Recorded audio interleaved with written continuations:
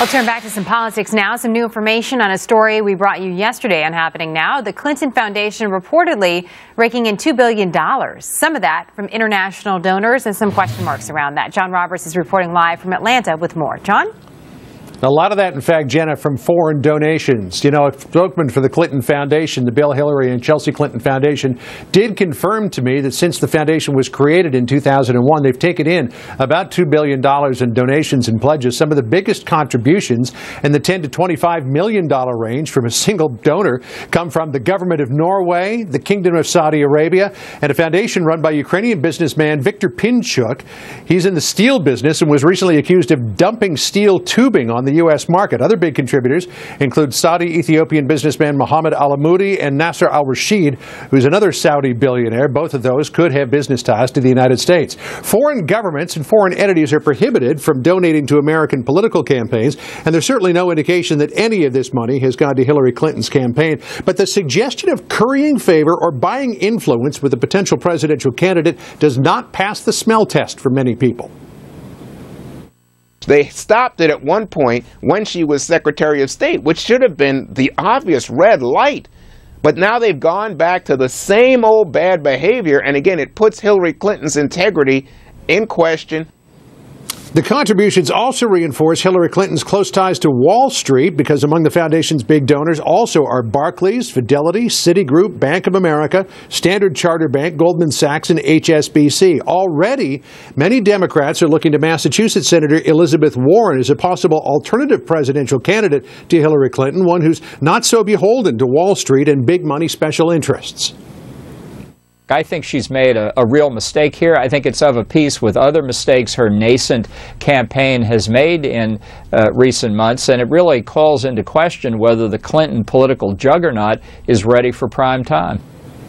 Now, the Clinton Foundation denies any possible conflict of interest with the potential Hillary Clinton candidacy here, telling Fox News, quote, "The Clinton Foundation is a philanthropy, period. As with other global charities, the Clinton Foundation receives the support of individuals, organizations, and governments from all over the world because our programs are improving the lives of millions of people." Clinton Foundation spokesman says that $2 billion figure is a little bit misleading because a lot of that money has been promised but hasn't come in yet. A lot of other money went out the door 15 years ago for health programs and to build the Clinton Library. But there's no question, Jenna, that the Clintons seem to have very little problem here raising tens, hundreds of millions of dollars, though many people would say they're kind of tone deaf as to the sourcing. We'll see what comes next to this story. Day 2 here. John, thank you.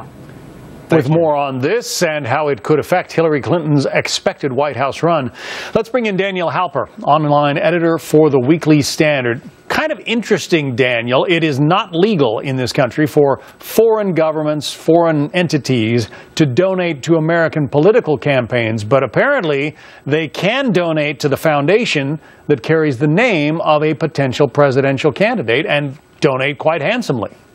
Absolutely. Look, the Clinton Foundation has benefited, obviously, tremendously from these foreign donations. It's helped raise their coffers. But the Clinton Foundation has served, as the New York Times has previously reported, as a sort of testing place for various potential aides to join the campaign. It has helped build these relationships with various donors, both domestically and foreign, that might help out in a possible campaign. So while it's not legally a presidential campaign, we do know off the bat that it is basically a holding ground for this, what we all assume to be a probable presidential run for Hillary Rodham Clinton. One example is that the foundation's chief fundraiser just stepped down last week, and the expectation is he's going to walk across the street and join the Hillary Clinton for President campaign. Absolutely. That's Dennis Chang, where we can also expect Huma Abedin, Hillary Clinton's close personal aide, who has benefited financially from the Clinton Foundation. We can also expect her to join the campaign as well. There's a lot of people like that. So the question is what has the foundation been spending their money on? Because it doesn't appear to be charity. If you look at their charitable givings, because their defense is, we are a charity, people can do good work, and if they're foreigners and they want to do good work through us, we'll take it. But if you look at their charitable givings, they're actually very, very low. It's under 10% of their budget, or of the money that they've raised, have actually gone out to charitable givings. About a third of that, close to $50 million, have gone to various archival projects and legacy projects for Bill Clinton himself, to make Bill Clinton look like a good president when he served in office. So these aren't, it's not exactly the most generous charity. They can point to some things, certainly, that they've given money to, but I think they'd struggle very hard if put on the spot and asked, how have you helped these millions and millions of people that you proclaim to help, when most clearly you've helped yourself and you helped your family the most? And as you point out, I mean, the numbers are outstanding. They have raised almost $2 billion, apparently. And things like travel, they've spent $8.5 million on travel, presumably some of that going for Bill, Hillary, and Chelsea Clinton.